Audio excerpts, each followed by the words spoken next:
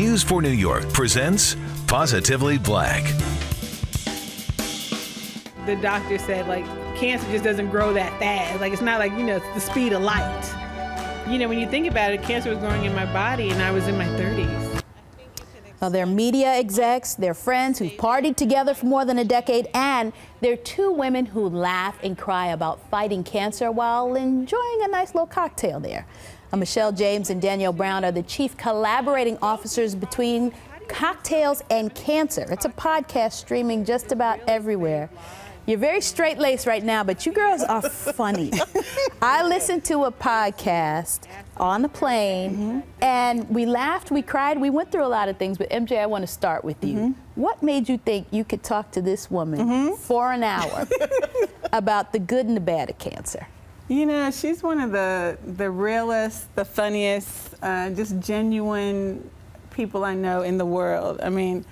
And she kept me up, my spirit. She was my, hope whisperer throughout the past 3 years. So I knew that she was the right person to co-host this podcast with me. Now, why a podcast, though, Dani? When she came to you and said, all right, we want to put this on tape now, were you a little scared? Because your conversations can go left, let's say.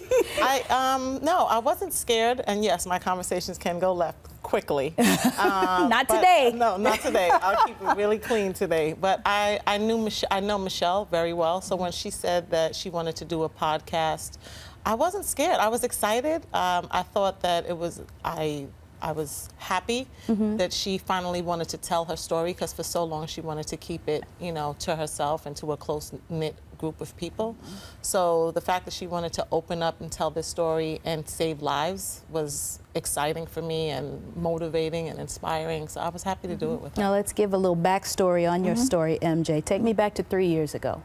You're diagnosed. I am working at a network at the time. I am traveling a lot for work. I take a shower one night. I feel a lump in my breast. And I'm like, oh, I hadn't felt, oh, what's that?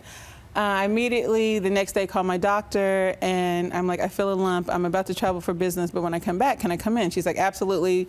Don't worry about an appointment. Just come in. She does an examination, and she feels the lump. 2 days later, I go and have 2 biopsies. They do one for a backup, because they were like, it was so small, feeling that they were like, let's just, do a backup. And 2 days later, I get a phone call, and it's positive.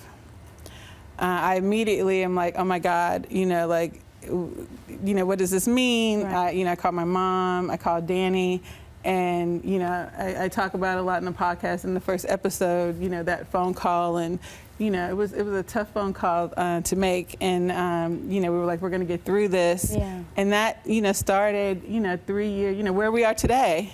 And you talk about in the podcast kind of the history. You talk about the backstory of it, but Dani, she also talks about you as a support system and everyone around her. When did you feel like you could be funny again with her?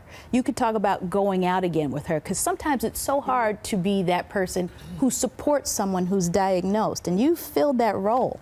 Yeah, thank you. I don't think I ever stopped feeling like I could be me with her.